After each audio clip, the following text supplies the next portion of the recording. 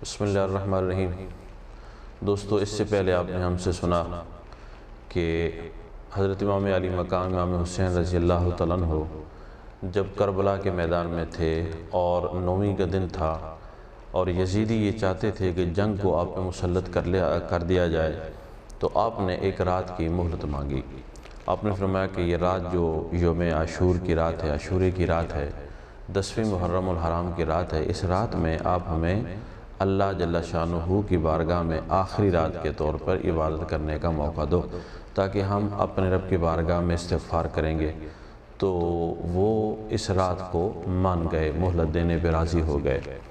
تو وہ رات، ساری رات اہل بیت رسول نے، ہم نے اس سے پہلے ذکر کر دیا کہ جس طریقے سے گزاری،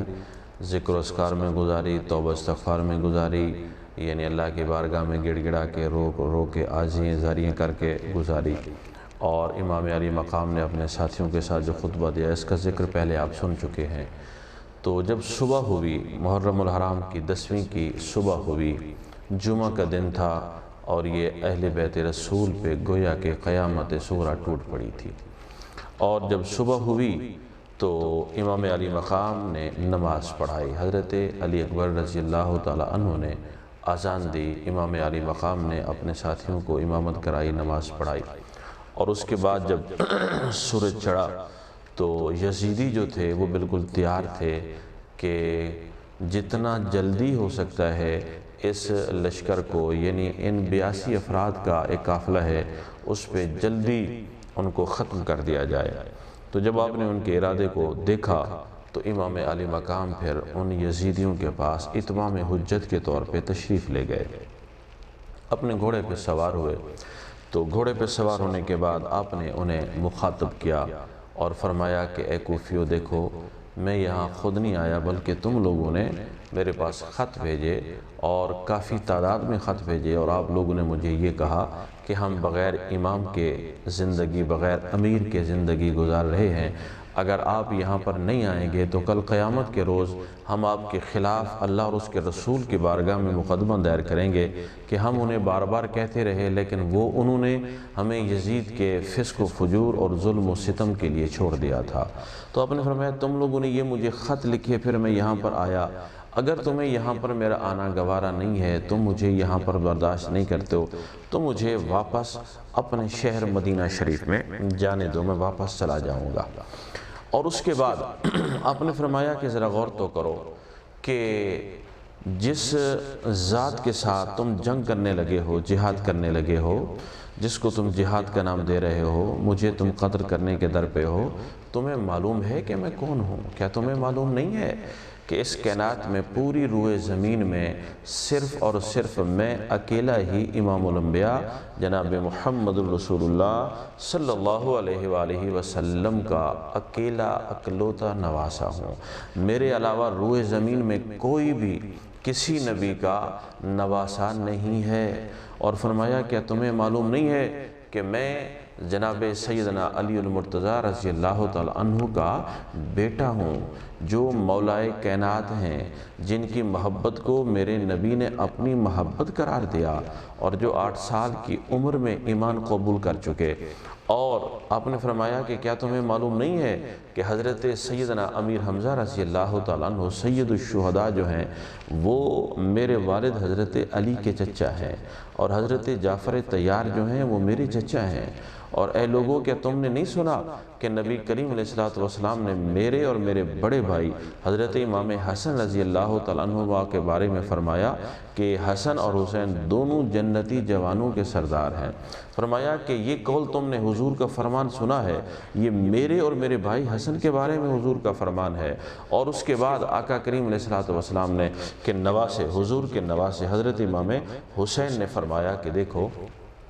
کہ تمہیں معلوم نہیں ہے کہ میں کون ہوں؟ میری والدہ جو ہیں وہ خواتین جنت کی سردار ہیں، حضور نے میری والدہ کو جنت کی عورتوں کی سردار کہا ہے، اور میری والدہ فاطمہ زہرا وہ فاطمہ زہرا ہیں کہ جب کل قیامت کے روز وہ آئیں گی تو اللہ بھی ان کے پردے کا لحاظ کرتے ہوئے انہیں 70,000 حوروں کے جھرمٹ میں میدان حشر سے گزار کے جنت میں لے جائے گا، اور اللہ کے عرش کے نیچے سے یہ اعلان ہوگا کہ اے اہل محشر اپنی نظروں کو جھکا لو، اپنے سر جھکا لو، آنکھیں بند کر لو، کیونکہ فاطمہ بنت محمد کا گزر ہوا چاہتا ہے۔ تو آپ نے فرمایا کہ تمہیں معلوم نہیں ہے کہ میرے بھائی کا کیا مقام ہے اور میری آقا کریم علیہ السلام کے ساتھ کیا قرابت داری ہے۔ جب آپ نے یہ خطاب کیا تو اس کے بعد لوگوں نے جو تھا ان پہ بڑا اثر ہوا۔ تو شمر بدبخت نے ابن سعد کو کہا کہ تم حسین کی تقریب سن رہے ہو، دیکھتے نہیں ہو کہ لوگوں کے دل جو ہیں ان کی طرف جا رہے ہیں، اور لوگ تو اس کے خطاب کو سن کے رونے لگ گئے ہیں، کہیں ایسا نہ ہو کہ وقت ہمارے ہاتھ سے نکل جائے اور یہ سارے لوگ ادھر پلٹا کھا جائیں، تم فوراً جنگ شروع کرو، جنگ کا اعلان کرو۔ جب اس نے یہ بات کہی تو امام علی مقام نے فرمایا تمہیں شرم آنی چاہیے، میری بات تو کم از کم مکمل سن لو۔ اس کے بعد آپ نے یہ فرمایا کہ دیکھو میرا قتل کرنا تمہارے لیے بالکل جائز نہیں ہے، تم بروز حشر نبی کریم علیہ السلام کو کیا منہ دکھاؤ گے جب آقا کریم علیہ السلام نے میرے قتل کے بارے میں تم سے پوچھا کہ تم نے میرے نواسے کو میرا کلمہ پڑھتے ہوئے تم نے قتل کر دیا تھا، تو کیا جواب دو گے؟ تو امام علی مقام نے انہیں کہا دیکھو نہ تو میں نے کسی کو قتل کیا ہے کہ اس کے بدلے میں مجھے قتل کیا جائے گا، اور نہ ہی میں نے کوئی یعنی بدکاری کا کام کیا ہے کہ مجھے رجم کیا جائے، اس کے بدلے میں مجھے سزا دی جائے۔ آپ نے فرمایا کہ کوئی میں نے ایسا جرم نہیں کیا کہ شرعی طور پر جس کی یعنی حد کے طور پہ میرا قتل کرنا مارنا تمہارے لیے جائز ہو، تو اپنی آخرت خراب نہ کرو۔ اب بھی میں تمہیں کہتا ہوں موقع ہے، اور تم توبہ کرو اور استغفار کرو اور میرے قتل سے اپنے ہاتھ کو روک لو۔ لیکن انہوں نے ایک بھی نہ مانی، اور ابن سعد اور بدبخت شمر لعین ملعون جو تھا اس نے ہنگامہ شروع کیا، اور اس کے جو کرندے تھے انہوں نے بھی شور برپا کیا۔ تو بالآخر اس نے کہا کہ نہیں، یا تم یزید کی بیعت کر لو یا پھر جنگ کے لیے تیار ہو جاؤ۔ تو امام علی مقام نے فرمایا میں اپنا سر تو قربان کر سکتا ہوں، لیکن اس طرح دین کو ذلیل ہوتا ہوا میں کبھی نہیں دیکھ سکتا، اور میں کبھی یزید کے ہاتھ پہ میں کبھی بیعت نہیں کروں گا۔ اس کے بعد حر بن یزید جو تھا، جس نے امام علی مقام کو کرب و بلا کے مقام میں آ کے روکا تھا، اس نے کہا کہ اے ابن سعد، اے شمر، کیا واقعی تم امام علی مقام کو قتل کرنا چاہتی ہو؟ تم ان سے جنگ کرنے کے لیے تیار ہو؟ انہوں نے کہا بالکل ہم تو جنگ کرنے کے لیے تیار ہیں۔ تو آپ نے فرمایا یہ تو بہت بڑا دھوکہ ہے آل رسول کے ساتھ کہ تم نے آل نبی کو، اولاد علی کو، ابن رسول کو تم نے بلایا خط لکھ کے، پھر تم ان کو قتل کرنے جا رہے ہو۔ تو تم قیامت کے روز اپنے نبی کو کیا منہ دکھاؤ گے؟ کس طرح تم اپنے نبی سے جا کے کہو گے کہ اے اللہ کے نبی ہماری شفاعت کرو، تم باز آ جاؤ؟ انہوں نے کہا نہیں، ہم تو باز نہیں آئیں گے۔ تو اس نے ایڑ لگائی اپنے گھوڑے کو، اور وہ امام علی مقام کی بارگاہ میں حاصل ہو گیا، اور اس نے کہا دیکھیں جی، اگر میں ظاہر ہے کہ میں وہی گناہگار ہوں، اس نے کہا کہ جس نے آپ کو یہاں کربلا کے مقام میں روکا، لیکن میں آپ کو اللہ کو حاضر ناظر جان کے کہتا ہوں کہ میں نے آپ کو اس لیے نہیں روکا تھا، اگر ان حالات کا مجھے علم ہوتا تو میں کبھی آپ کو نہ روکتا اور میں آپ کو واپس مدینے جانے دیتا، آپ کے راستے میں کبھی میں رکاوٹ نہ بنتا۔ تو میں اب آپ کی بارگاہ میں اس گناہ کے کفارے کے طور پہ آیا ہوا ہوں، آپ مجھے یہ بتائیں کہ میری بہت بڑی مجھ سے غلطی ہوئی، مجھ سے گناہ ہوا کہ میں نے آپ کو اس مقام پہ روکا ہے، تو کیا آپ اس گناہ کا کوئی کفارہ ہے؟ تو آپ نے فرمایا دیکھو تم اگر توبہ کرتے ہو اور اللہ کی بارگاہ میں معافی مانگتے ہو تو میں کل قیامت کے روز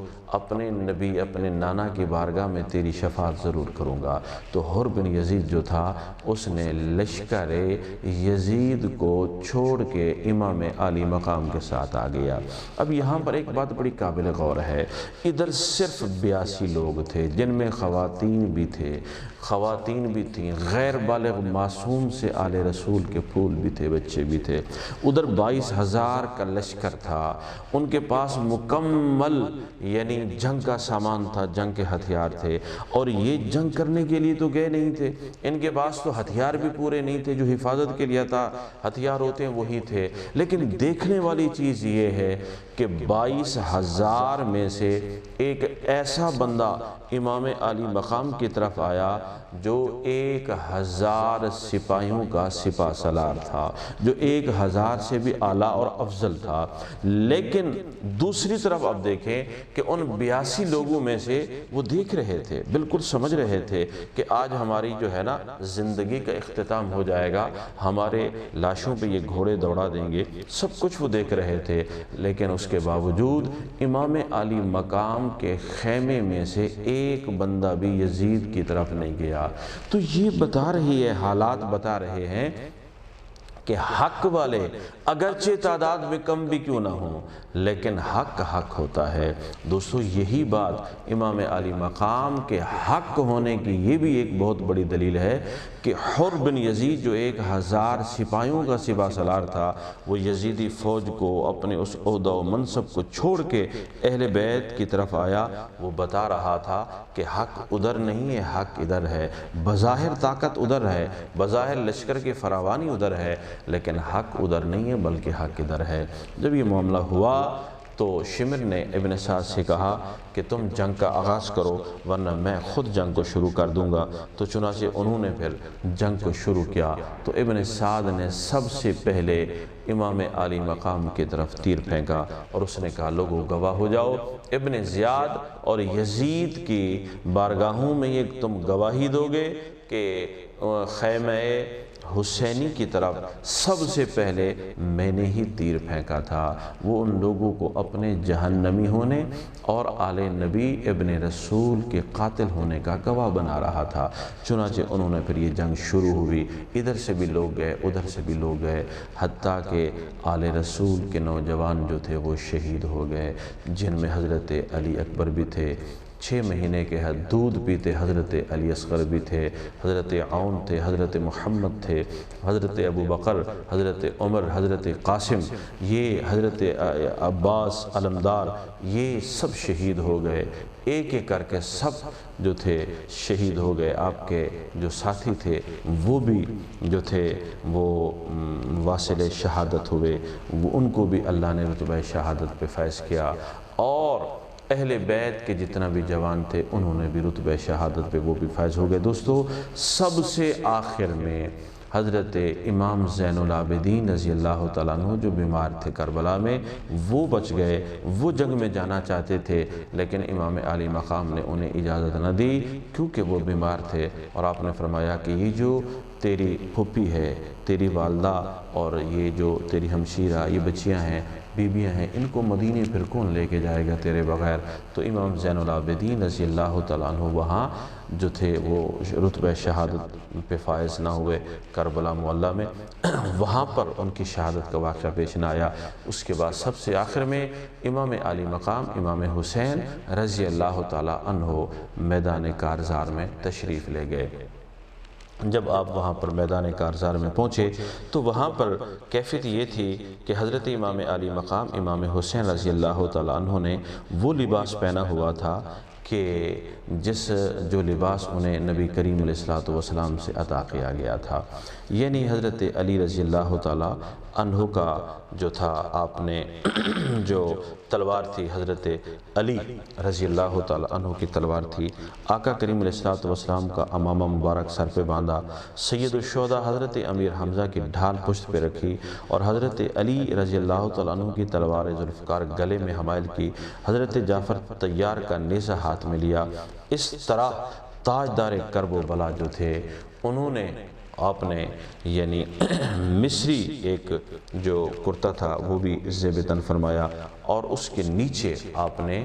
پجامہ پہنا، اور پھر یہ تھا کہ مضبوطی کے ساتھ شرمگاہ کے پردے کو اپنے محفوظ کیا، اور اس شان و شوکت کے ساتھ آپ اپنے گھوڑے پہ سوار ہو کے میدان کرب و بلا میں تشریف لے گئے۔ اور جب وہاں پر آپ گئے تو آپ دیکھیں آل رسول کا صبر دیکھو،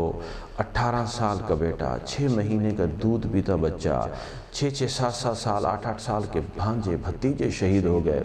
جو مدینہ شریف سے مکہ شریف سے ساتھی چلے تھے وہ شہید ہو گئے، لیکن قربان جاؤں حسین تیرے حوصلے پہ، آپ کے صبر پر، کہ پھر بھی صبر کا پہاڑ بنا ہوا ہے، اور آپ نے جا کے جنگ شروع نہیں کی، پھر بھی آپ نے جا کے انہیں اتمام حجت کے طور پر پھر دوبارہ خطبہ دیا، اور آپ نے فرمایا اب بھی میں تمہیں کہتا ہوں کہ تم توبہ کر لو، تو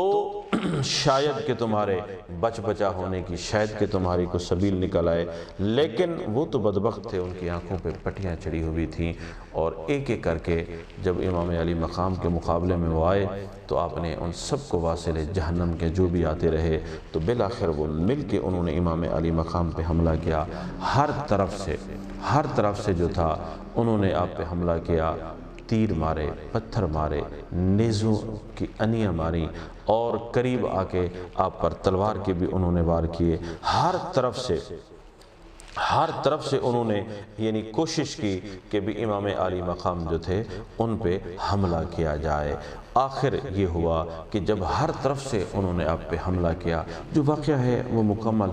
وہ دل کو دہلا دینے والا واقعہ ہے، وہ ہم بیان نہیں کرتے دوستو، بس اتنا میں عرض کروں گا کہ انہوں نے ہر طرف سے گھیر لیا، امام علی مقام گھوڑے سے نیچے اترے، اور آپ نے دیکھا کہ ٹائم نماز کا ہو چکا، تو امام علی مقام نے اس تیروں کی بارش میں گھوڑے سے اتر کے نماز ادا کرنے کے لیے اللہ کی بارگاہ میں سربا سجود ہو گئے۔ تو حسین کو یزیدی تلواریں بھی نہ جھکا سکیں، حسین کو یزیدی نیزے بھی نہ جھکا سکے، میرے نبی کے بیٹے امام حسین رضی اللہ تعالی عنہ کو